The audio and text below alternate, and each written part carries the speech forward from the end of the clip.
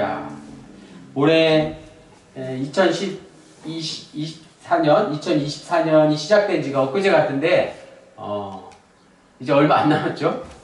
올 한 해도 거의 지금 저물어져 가고 있습니다. 그래서 이 영상을 함께 우리가 다시 보면서 올 한 해의 마무리가 잘 될 수 있도록 우리는 그저 어떻게 하면 된다고요? 지휘자이신 하나님을 따르고 하나님께 가까이 나아가는 역할을 감당할 수 있기를 원합니다. 자, 오늘 말씀 제목은 영원한 생명이죠.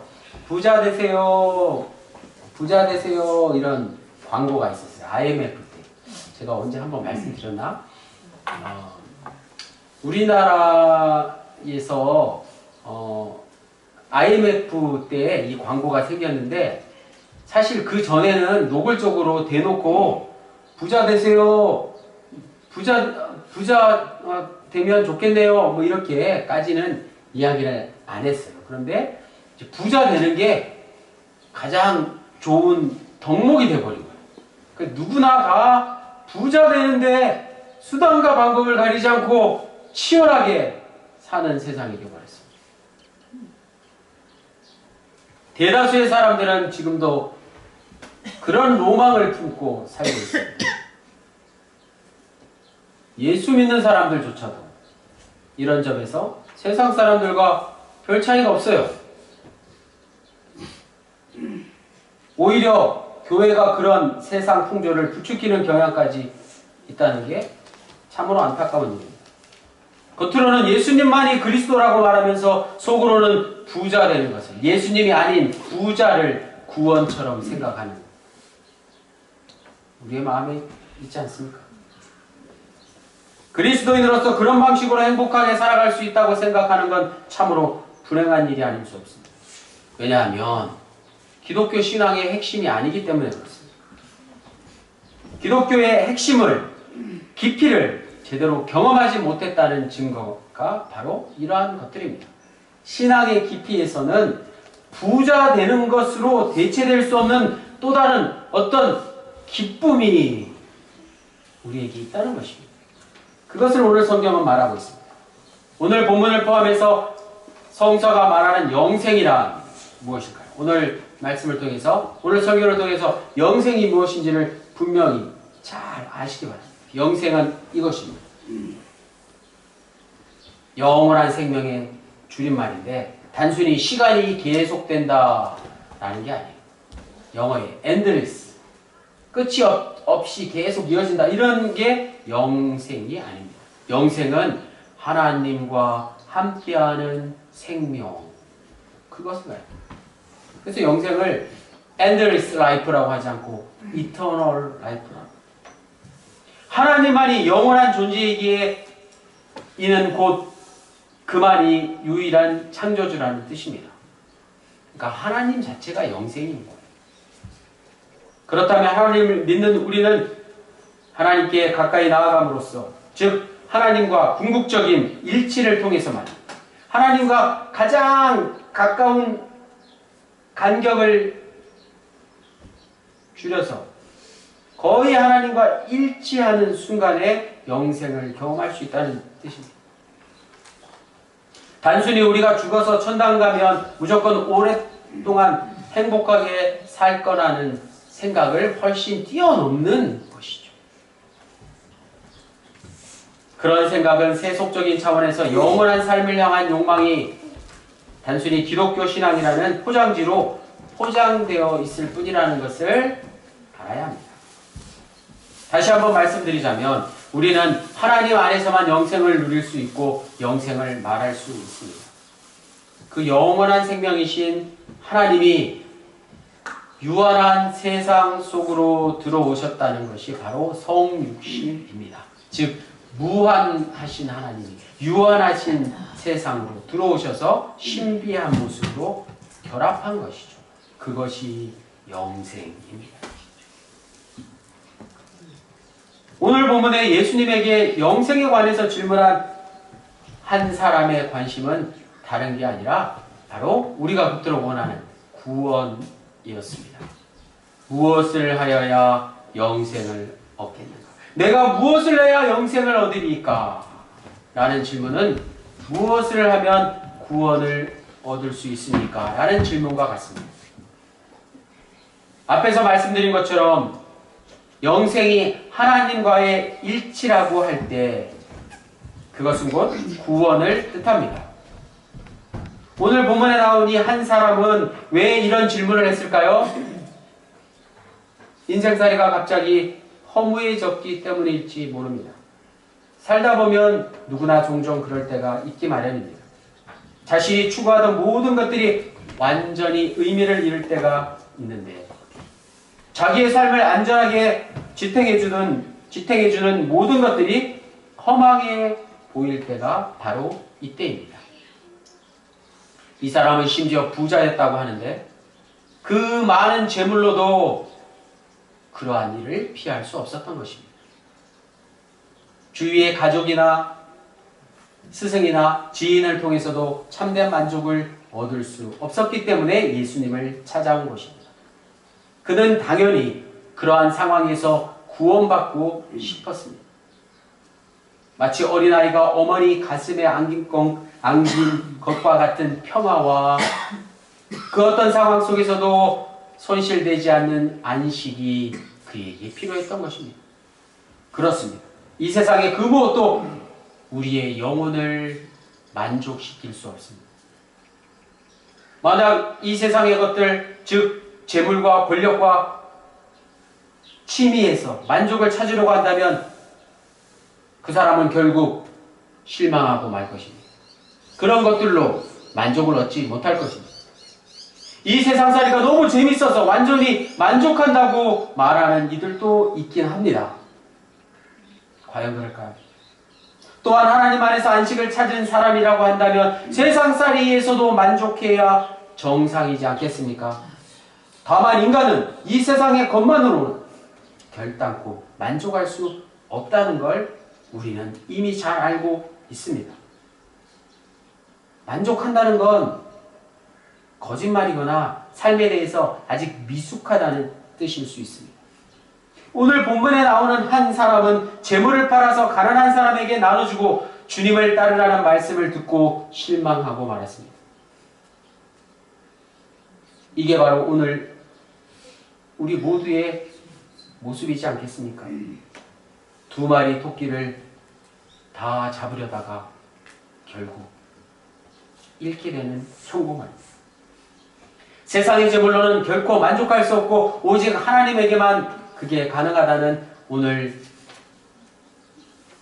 마가복음의 말씀은 이 세상의 삶을 부정하거나 또 저 세상의 삶에서만 구원의 현실을 찾으려고 하는 게 아닙니다. 핵심은 이 세상과 저 세상의 관계를 어떻게 따라갈 수 있느냐 하는 것입니다. 그러한 기로에 오늘 우리 그리스도인들이 서 있습니다.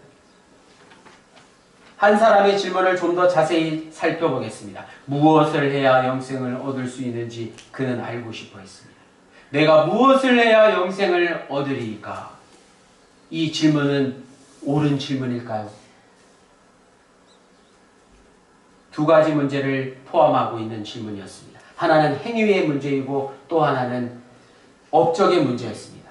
행위와 업적은 결국 같은 문제라고 할 수 있겠죠.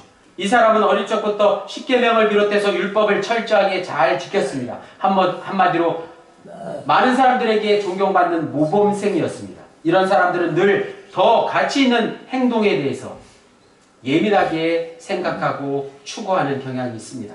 이런 방식으로 사회로부터 인정받는 사람이었습니다.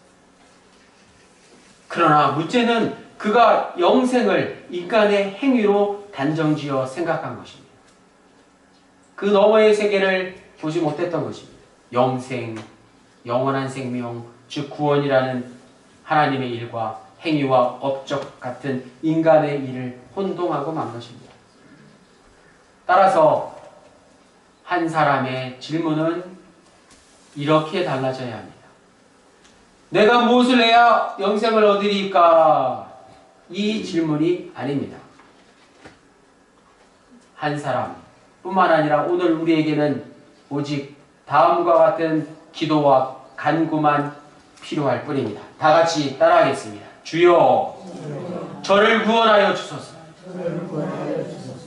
이게 맞는 것이에요. 내가 무엇을 해야 영생을 얻으리까? 이 질문이 아니라 주여, 저를 구원하여 주소서 라고 예수님께 간구해야 마땅했던 것이죠. 아무리 가치 있는 삶이라고 하더라도 그것으로 결코 영생을, 만족을 얻을 수 없습니다. 심지어 모범적인 삶이 참된 만족을 채운다는 것도 아니라는 사실입니다. 영생, 영원한 생명, 참된 만족은 하나님과의 관계에서만 주어지는 선물입니다. 모범적인 사람이 하나님과의 참된 관계를 맺는다면 그는 영생을 경험할 것입니다. 반대로 하나님과의 참된 관계를 맺지 못한다면 모범적인 사람이라 할지라도, 모든 사람들이 인정한다 할지라도 영생을 경험할 수 없습니다. 따라서 어려서부터 율법을 잘 지켰다는 그의 말은 아무런 의미가 없는 것입니다. 십계명을 어려서부터 잘 지켰다고 큰소리친 한 사람, 부자를 향해서 예수님은 그 정도로는 부족하다고 말씀하셨습니다. 유대사회가 요청하는 가장 모범적인 삶의 전형을 보였는데 그것으로 부족하다는 말씀을 한 사람이 들었으니 매우 당혹스러웠습니다. 주님의 말씀에 따르면 이 사람이 영생을 얻기에 부족한 것은 다름 아니라 자기 소유의 완전한 포기였습니다. 자기가 가진 것을 모두 내려놔야 가능하다는 예수님의 말씀을 들은 것이죠. 소유의 완전한 포기만이 영생에 이르는 길이라는 것이죠. 이 말씀에 수많은 21세기 현대인들은 참으로 어이없어 할 것입니다. 자본주의가 판을 치는 오늘 이 시대에 자기가 가진 모든 것을, 자기가 가진 이만큼이라도 내려놓는다는 게 어떻게 가당치나 하겠습니까? 그렇다면 예수님은 단순히 부를 미워하고 증오하고 가난을 미화시킨, 가난을 좋다고 말씀하신 것일까요? 그렇지도 않습니다. 재물을 포기하고 나를 따르라는 주님의 말씀을 들은 이 사람은 재물이 많은 탓으로 실망한 채 돌아갔다고 오늘 본문에 나옵니다. 만약 재물이 적은 사람이 이 말씀을 들었다면 기쁜 마음으로 예수님을 따랐을까요? 아닙니다. 재물을 포기하는 일은 재물이 적은 사람보다는 많은 사람이 더 힘들겠지만 근본적으로는 차이가 없습니다. 인간은 적거나 많거나 재물에 지배당하기가 쉽다는 뜻입니다. 재물에 지배당하는 인간의 속성을 말씀하신 것입니다. 그렇지 않습니까? 재물은 우리를 근심에 빠뜨리게 합니다. 재물이 없는 사람은 얻으려고 근심하고 재물이 많은 사람은 그것이 없어질까 근심합니다. 여기에서 벗어난 사람은 아무도 없습니다. 혼자서 살아가는 사람이야 그게 가능할지 모르지만 오늘날 가족 부양의 책임을 지고 있는 사람에게는 불가능한 일입니다. 이 문제는 가족 부양에만 달려있는 문제가 아닙니다. 이 문제는, 재물의 문제는 그가 속한 사회의 시대정신이 더 크게 영향을 끼칩니다. 물질을 황금으로 여기는 시대정신이 오늘날 최고치를 이루고 있습니다. 물질 중심 사회에서 물질적 결핍을 더 심각하게 느끼는 반대로 물질이 중심이 아니라 사람이 중심인 사회에서는 그렇지 않다는 뜻입니다. 오늘 설교의 결론은 이렇습니다.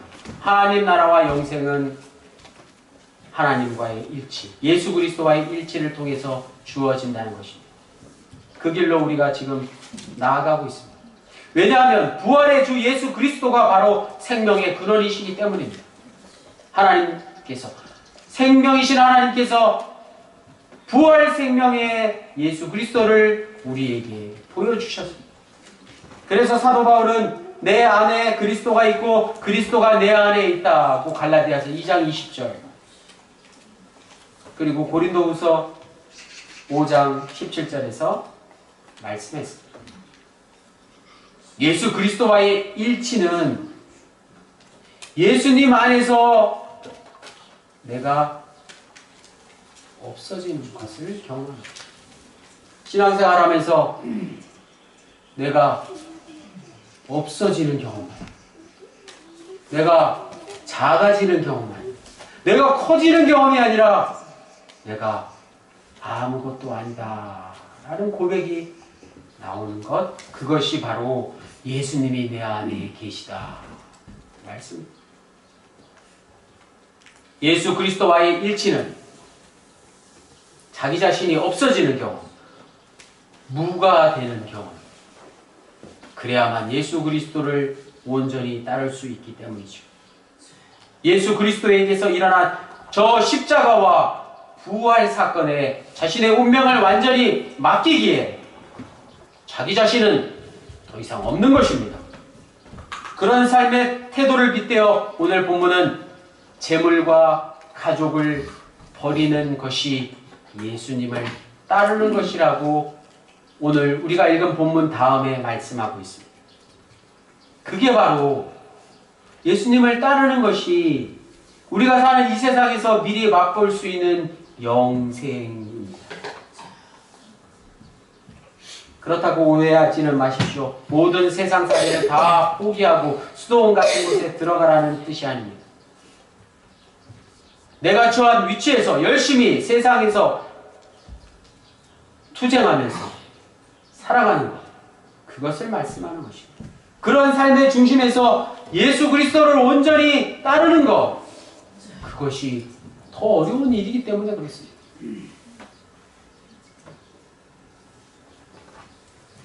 지난주 사택에 한 이틀간 물이 안 나왔어요. 우리 마을 전체에 물이 단수가 됐어요. 뭐가 원인인지 그 다음날 잠깐 나오다가 또 안 나왔어요. 막 찌꺼기 같은 것도 나오고, 아유 이거 뭐 보통 일이 아니더라고요. 빨래는 산더미처럼 쌓여가고, 과탄산으로 이렇게 또 애들 옷 정리를 마침 해가지고 막 담궈 놓은 거는 다 막 탈색이더라. 화장실도 급하고, 밥도 물도 끓여야 되고, 하여튼 전기나 인터넷이 안 되는 것과 똑같은 일이 물이 안 나오는 거더라고요. 인간은 불과 물이 없으면 단 한순간도 살 수 없는 존재라는 것을 깨달았습니다. 동네 분들과 이야기를 하고 또 이장님과 늘 이렇게 대화를 하면서, 야, 물이 이렇게 중요하구나. 논산시에서 좀 더 신경을 많이 쓰셔야겠구나. 시의 그 수도과에서 좀 신경을 많이 쓰셔야겠구나. 그런 생각이 들었어요. 그러다가 문득 오래전에 읽은 책 한 권이 생각났습니다. 지금도 제 책장에 꽂혀있는 책인데, 오래된 미래라는 책이에요. 제목이 참 신기하죠?